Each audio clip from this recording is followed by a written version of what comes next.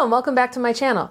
Today I'm going to talk about 3/4 polyrhythms. This is something that comes up pretty frequently in piano music and that I get a lot of questions about. The hands have to act independently from each other. One hand plays 4, the other hand plays 3, and that can be a big challenge and quite intimidating to a lot of piano students. Today I'm going to use Chopin's Fantasie Impromptu, a very famous example of 3/4 polyrhythms. The left hand has 3s and the right hand has 4s, and it goes like this.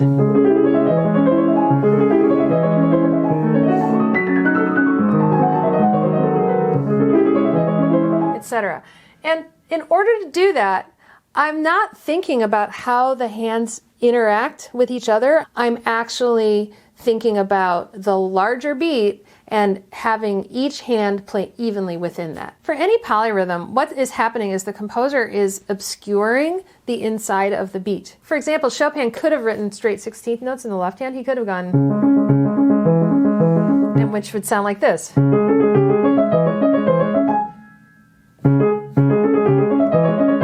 Do you hear how that sounds much less ambiguous than...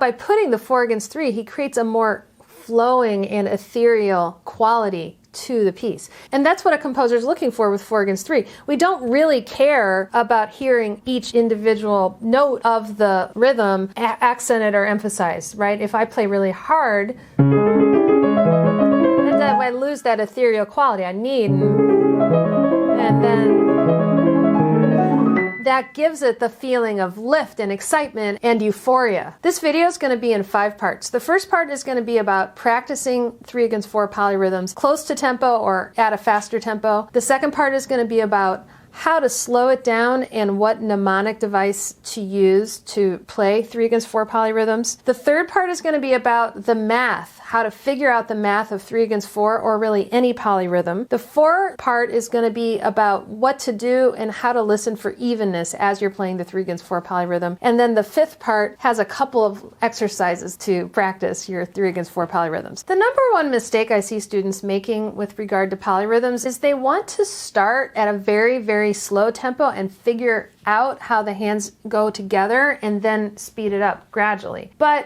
the issue with polyrhythms is that each hand needs to be able to play evenly, independent of each other, and they need to meet up on the beats. And so what's more important than thinking about each little small note is to align the hands on the beats and to really feel a strong beat and pulse. When I teach 3/4 polyrhythms, and particularly this piece, I always fill in that initial rest because it's a little less confusing to have both hands playing on the beat. And so the way that I teach it is to practice. So you practice. You need to learn both hands really well so that you can easily play. And then the left hand feeling that and not having any hesitation. If you do that exercise where you put on your metronome at the tempo that is fairly moving, where you can really feel the beat, then do left hand alone, then do right hand alone, and without stopping, do hands together and just go for it. The reason that this method works is because then you're training yourself. How does it feel to play triplets against this beat? How does it feel to play 16th notes against this beat?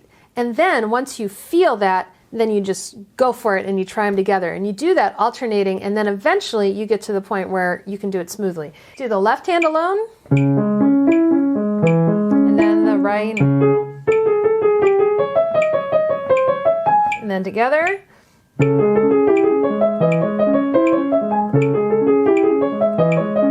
And then left hand. And then the right hand.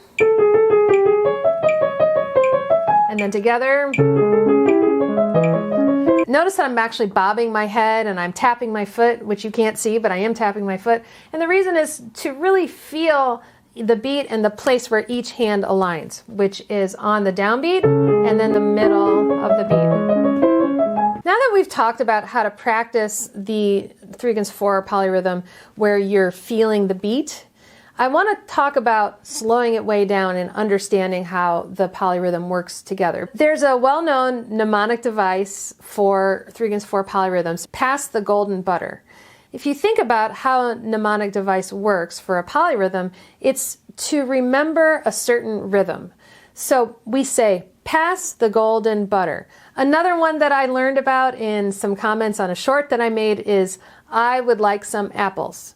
And so remember this rhythm, pass the golden butter, pass the golden butter. And you can see actually that my hand is beating the threes, pass the golden butter. The way that that works is that the first note, pass, is where the two hands play together. And then the hand that has the fours is the hand that plays first. And then you just alternate from there. So with pass the golden butter, it's pass the golden butter, pass the golden butter. It sounds a little bit chaotic to try to put the words together with the actual pitches on the page. And that's why I like to simplify it and take two notes, maybe an octave apart, and just practice that rhythm. Pass the golden butter, pass the golden butter. So I'm doing pass the golden butter, pass the golden butter, or I would like some apples. Now notice that I play together, right, left, right, and then those come really close together. So I would like some apples, I would like some apples, I would like some apples, I would like some apples. The takeaway here is use that mnemonic device, whether you choose I would like some apples or pass the golden butter, to remember the rhythm of how the hands work together in a 3-4 rhythm. Pass the golden butter. And then that will help you remember and to feel and hear how the 4 fits together with the 3. When you take any polyrhythm, in this case we have 4 in the right hand and 3 in the left hand, it can be extremely helpful to figure out visually how the two rhythms work together. So we're going to multiply 4 in the right hand by 3 in the left hand. That gives us 12. I'm going to write out 2 rows of 12 X's. And now what I'm going to do is I'm going to circle each X to depict the distribution of the notes, whether they're triplets or 16th notes. So you can see here that I have the 4 X's circled in the right hand, and then I have the 3 X's circled in the left hand. You can see how the second X in the right hand comes a little bit before the second X in the left hand, and then we have the last X's in each hand, and they're almost at the exact same time. And that goes back to that rhythm. Pass the golden butter. You can see butter, or those 2 X's circled next to each other. You can do this kind of calculation for any polyrhythm.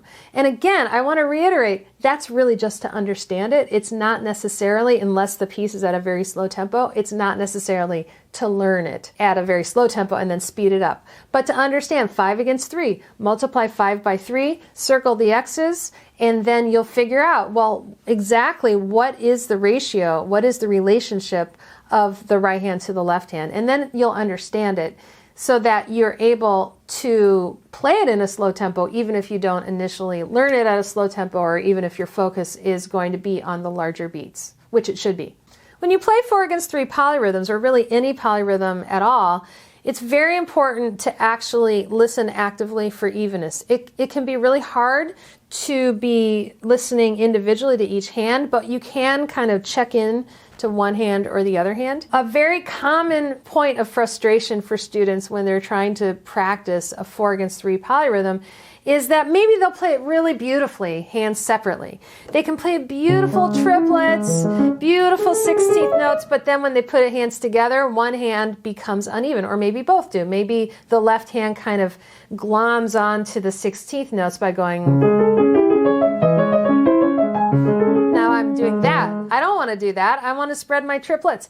And so the answer I have for you may not be the most satisfying answer that you want to hear, but this is the way it really works, okay? There's no quick fix for this. It is about listening. It's about listening and actively identifying where's the problem, what's the tendency, and then consciously playing that note earlier or later. In this case, my second note of the triplet was coming too early because I was glomming onto the right hand 16th. If you're doing that initial exercise where you're doing left hand this way, and then the right hand, and then you do it hands together, and it comes out like that, that means that I have to consciously delay the second note of the triplet. So I'm listening for that. So I'm listening for that to be later. Another common thing that can happen is the 16th notes, you might finish them too soon. If that's the case, you need to play the right hand more slowly. Be aware that when you play it alone, it feels like this in the fingers. Da da da da da da da da da. And so you can't be suddenly, that doesn't feel the same. So focusing on how it feels and then consciously playing the notes later.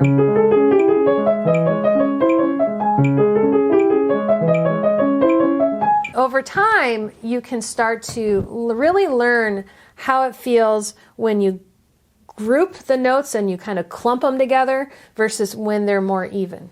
I'm going to show you a few exercises for practicing 4 against 3 polyrhythms. The first one involves just one hand playing the beat and the other hand playing the notes as written. In this case, it goes like this.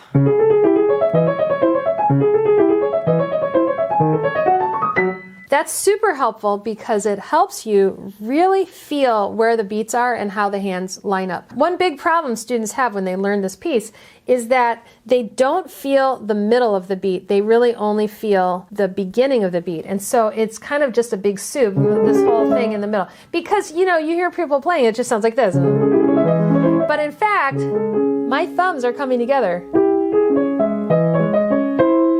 And so to practice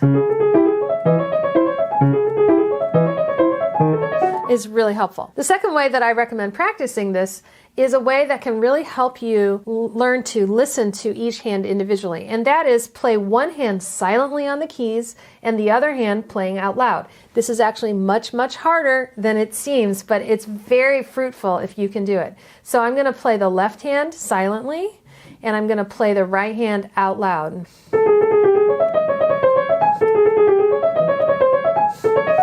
Etc. Then switch hands and have the left hand play out loud and the right hand silently. That can be so helpful for really hearing. If you are playing irregular rhythm when you put the hands together, you will hear that once you play the other hand silently. Of course, the third way to practice this is to record yourself, put your phone on the end of the piano and just record a snippet and listen back and listen for even triplets and even 16th notes. That's a quick way to tell, because a lot of times students can't tell themselves what they're doing. They just know it feels wrong. And so if that's you, just record yourself for like 15 seconds and then listen back and you'll be able to diagnose it. Here's a 4 against 3 exercise I made up to practice really working on these polyrhythms. I'm doing a 4-note broken chord in one hand and a 3-note broken chord in another hand. So this is the right hand, left hand is a, and so I have 4 in the right hand, 3 in the left hand. Pass the golden butter, pass the golden butter, bum ba dum bum ba dum, bum da dum dum da dum. I would like some apples, I would like some apples. That's 3 in the left hand, 4 in the right hand. If I want 3 in the right hand and 4 in the left hand, then that means the left hand has to go first. I would like some apples. You can do that yourself. You just play 3 notes in one hand, 4 notes in the other hand. I'm just doing broken chords. Quite easy to replicate at home. Now, another way to use that same exact exercise is to put your metronome on. There's my beat. Left hand triplets. And then I do it together, etc. Then right hand, left hand.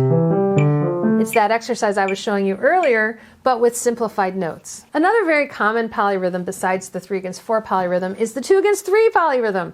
A lot of people struggle with that. If that is you and you want to learn more about it, check out that tutorial right up there where I go over how to learn and practice the 2 against 3 polyrhythm. I use Debussy's first arabesque as an example. Don't forget to like, subscribe, and share this video so that I can help more people. Thanks for watching. I'll see you in the next video. Happy practicing!